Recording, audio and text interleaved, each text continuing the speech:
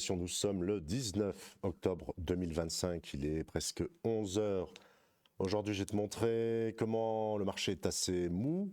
Je vais te montrer comment que je recherche un peu de potentiels projets, des petites pépites, et éventuellement, on va regarder tout ça, la gestion par rapport à ça. Petit disclaimer et on attaque. Le futur, c'est maintenant. Allez, on commence par le cryptoscope. Mon indicateur, mon screener fétiche, et on va constater ce jour, tu vois, si je regarde, on va pas regarder les volumes, on va regarder les évolutions positives, ce qui ressort de ce marché par rapport à la thématique, s'il veut bien se charger.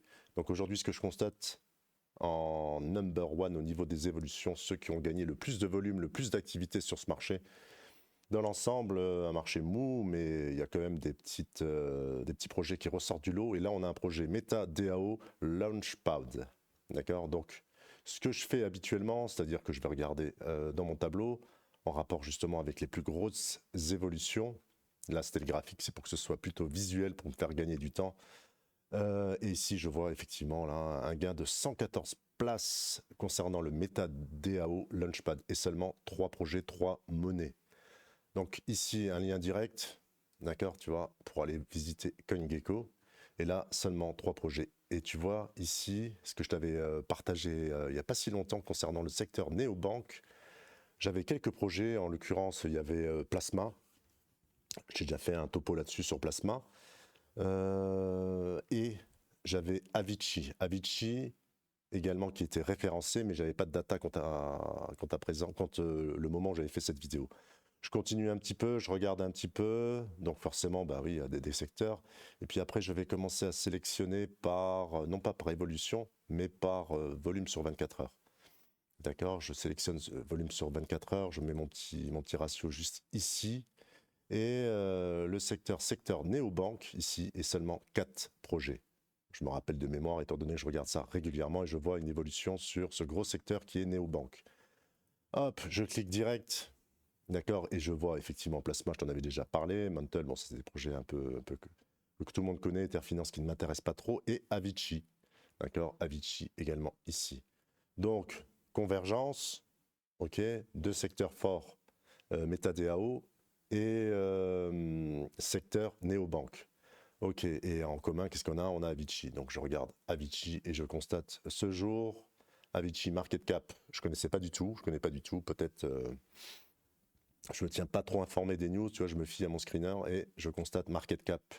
Petite market cap, 4,5 millions, d'accord, et total supply, pas loin des 13 millions, et je vois un très fort volume sur les 24 dernières heures de 12 millions de dollars, c'est-à-dire que le volume sur 24 heures est plus important que la market cap, ce qui donne un ratio qui est énorme au niveau du volume. Voilà, je tiens à le préciser, c'est énorme. Ok, donc qu'est-ce que je vais faire? Je vais regarder effectivement si CoinGecko me donne des volumes qui sont corrects.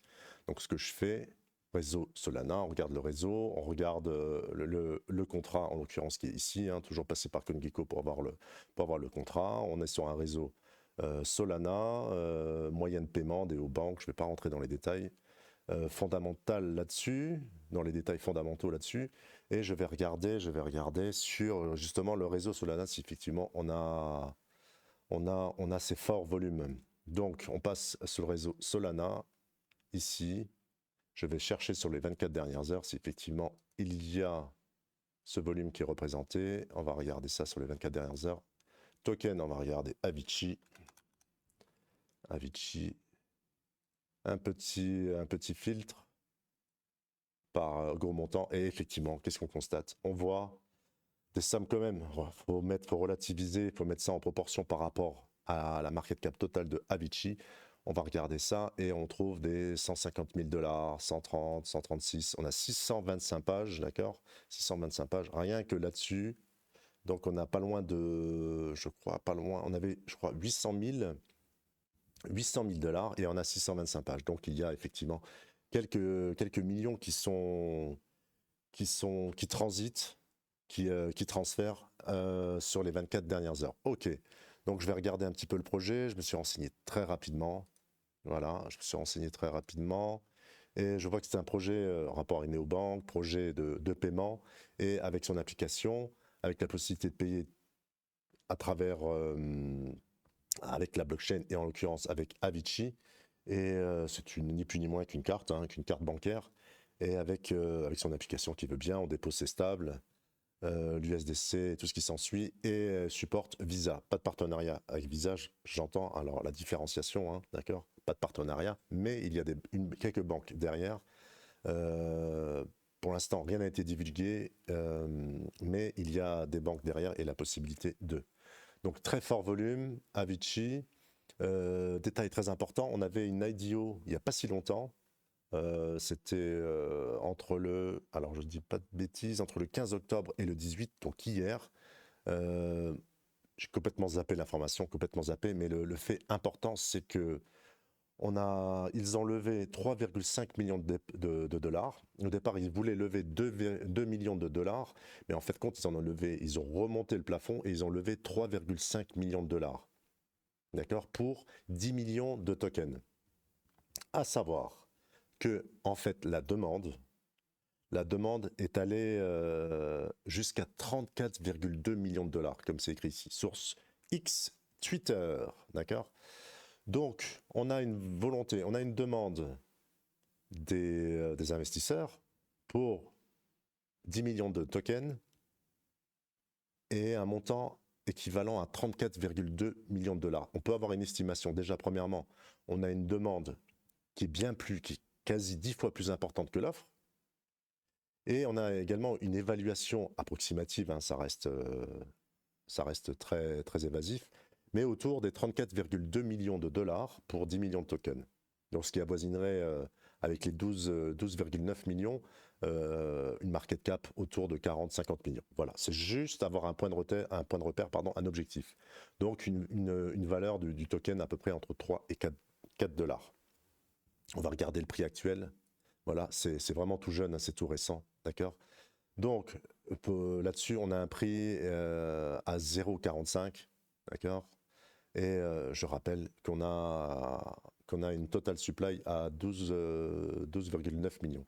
Donc il y a 10 millions qui sont déjà alloués et on a un restant de 2,9 millions qui peuvent être achetés quant à présent. Voilà. Donc ça, c'est très intéressant.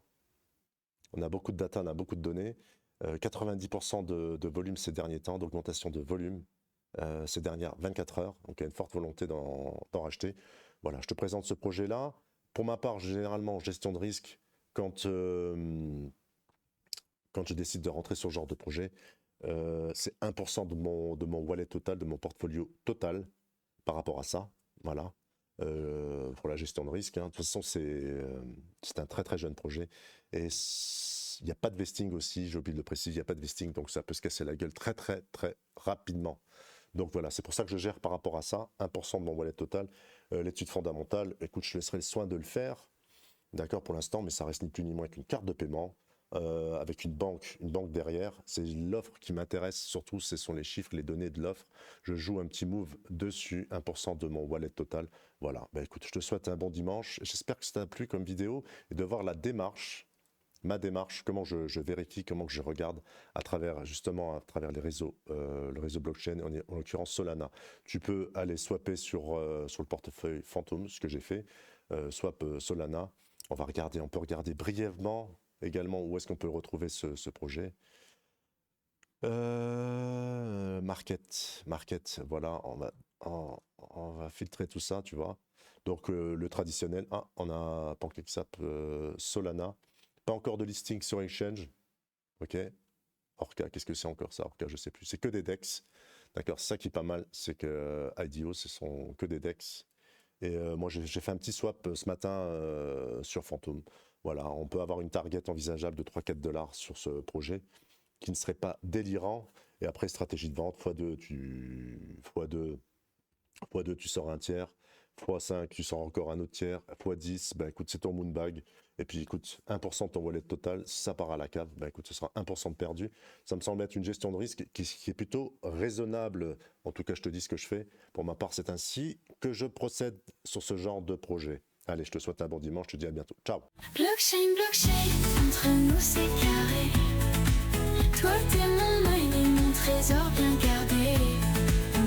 Crypto love, ça fait ding ding. Si t'es pas près, dégage ici.